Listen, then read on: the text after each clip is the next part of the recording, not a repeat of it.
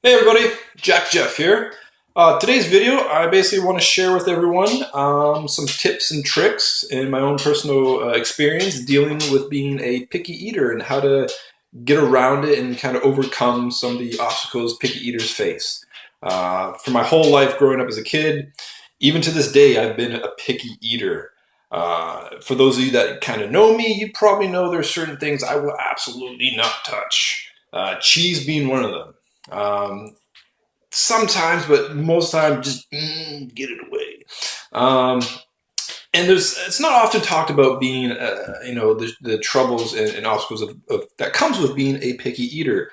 Just the social anxiety I can remember growing up as a kid at a party, being out with my friends, or at a family dinner, or anything. It's like, everyone's looking at you like, are you going to eat that? And you're just kind of like,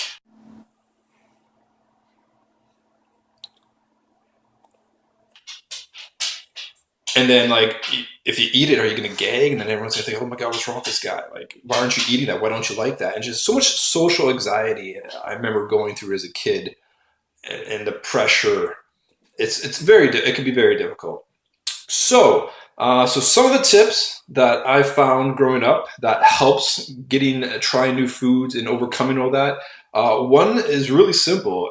When you're trying a new food that you think you might not like, just have a lot of water or something to drink to get it down. So you take a bite, you chew it up for a bit, and if you think you might gag or you think, okay, I got a taste for it, that's enough. Take some water and help swallow it, and just continuously do that to help get accustomed to the taste. Another thing you could try doing, might sound counterintuitive, like, picky eaters, is mixing your food. But what I mean by this is not like mashing it all up in a plate, because if anything, a picky eater's gonna be like, no, I'm not gonna touch that. It's like, take a bite of something you think you might not like, or a new food, and then immediately afterwards go to something that you do like, to clean the palate with, to get it down. Is another thing I found that works. A surefire thing that helped me a lot is basically adding sauce.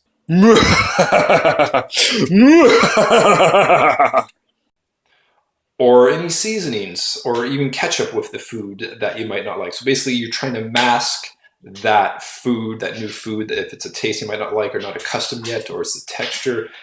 Just adding that strong sauce or ketchup or something will really, hide that, if you don't like it, the flavor, and then slowly you can get accustomed to it that way as well. Now this one, it can be tricky. I found oftentimes where I tried new foods most is in a social setting. Now what I'm going to compare here is, yeah, you can have the comfort and anxiety-free and stress-free of making your own food at home and trying it and being comfortable, and no one's judging you, looking at you. You can just try it. If you don't like it, spit it out, throw it in the garbage. But in that situation at your home, there's no pressure. You're automatically probably going to take the easiest way out. Like, I don't like it, throw it out garbage. But when you're if you put yourself in a social setting where you're surrounded by people, and then there is that aspect of they're looking at you, or they might be like, you don't want to be the guy who doesn't eat anything, or you don't want to stand out and just order a salad, or don't touch what's in front of you, at a family dinner, what they offer you. So put in that situation, one or two things are going to happen.